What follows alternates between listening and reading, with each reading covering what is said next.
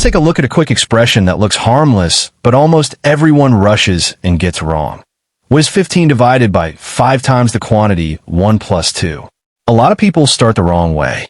They do 1 plus 2 to get 3, then they multiply 5 by 3 to get 15, and then they say 15 divided by 15 equals 1. That is not correct. Now let's solve it properly using PEMDAS. Remember, we do parentheses first, then exponents, then multiplication or division from left to right, and finally addition or subtraction. So we start with the parentheses. 1 plus 2 becomes 3. Now the expression is 15 divided by 5 times 3. Multiplication and division have equal priority, so we must move from left to right. That means we must divide first. 15 divided by 5 equals 3.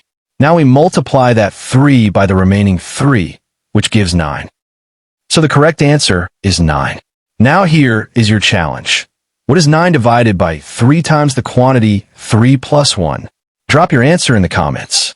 And if this helped you, make sure to like, share, and subscribe. And here's your last secret. The left to right rule is the hidden key that fixes most PEMDAS mistakes.